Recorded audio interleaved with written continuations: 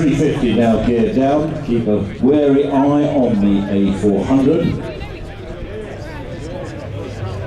One box television giving me a cue in the commentary position as it starts its takeoff run. This is from Airbus, as I mentioned earlier. This is Atlas.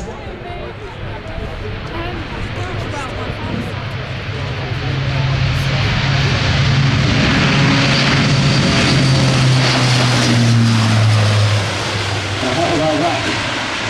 Whoa, that's exciting. Crikey, look at that. Hey! Landing gear, dynamic harness, all from Ultra equipment.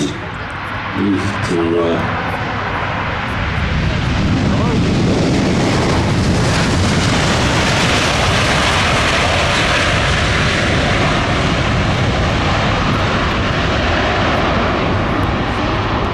took place in December 2009.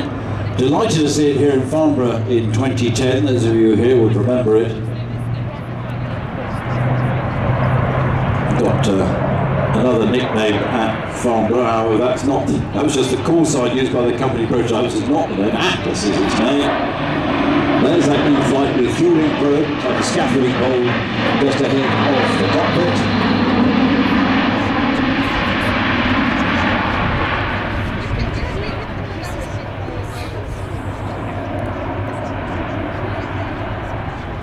The program for this aircraft started with the European Future Large Aircraft requirement way back in 1992, supported by the nations of Belgium, France, Germany, Italy, Portugal, Spain and Turkey. Went through a long evaluation phase during which the use of turbofans was ruled in favour of the new design with the turboprops.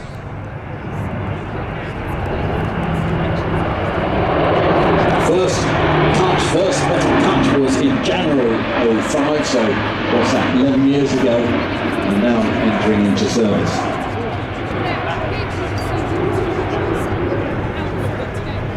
Last update I had is, alas, a few months old. In November 2015, the order book stood at 174 aircraft for 8 countries. Largest customer are Germany and France, with orders for 53 and 50 aircraft respectively. Here in the United Kingdom, we've ordered 22 A400Ms. First delivery took place in November 14.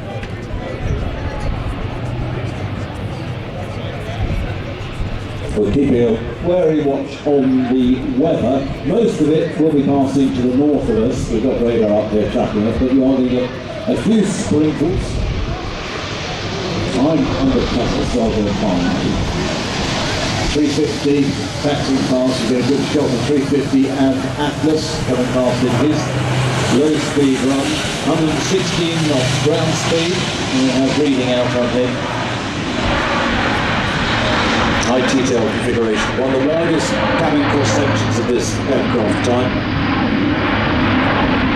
Use of the turbofans and the whole configuration gives the steep tactical approaches, which I hope we will get.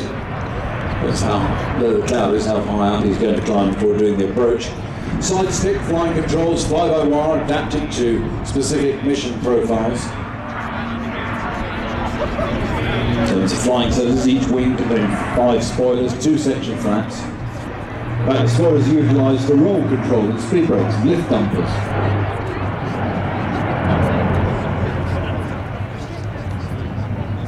Typical tactical performance is the carriage of around about 30,000 kilos payload over a range of, well, just short of 2,500 nautical miles with military reserves. What does that mean? About 10 minutes. Stop it, it's only Monday. Production rate around about 2.5 aircraft per month.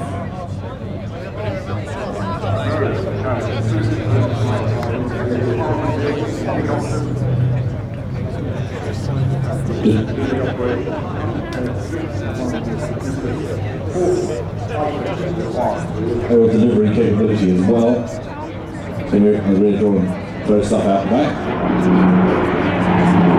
Breaking through, speed up by 191 knots, ground speed and precise motion comes past. look at that. Well, no, he's not going to do a roll, but wow, that's good. Roll, check, and pull. It is certainly agile. Well, all the Airbus family have shown how agile they are.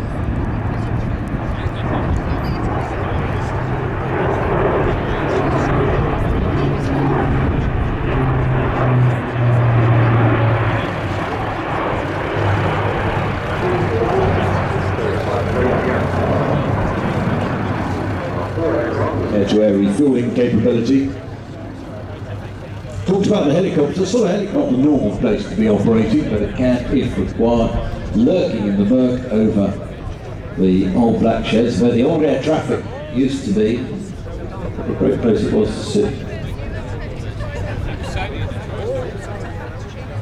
Obviously for airdrop operations you don't want to be cracking at a great speed, but actually this aircraft is versatile enough that you can conduct the air-drop operations anywhere between 125 knots and 200 knots.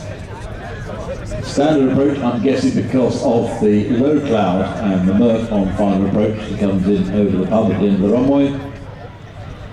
And I'm suspecting it'll be fairly short landing.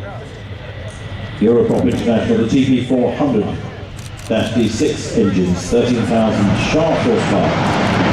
8 bloated cockpit.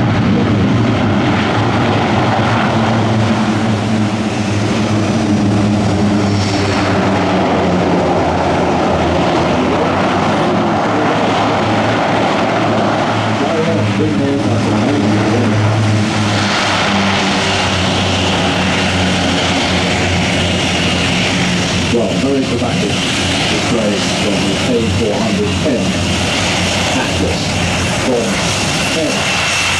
Over to the tailgate, open to that. It's 62, isn't it?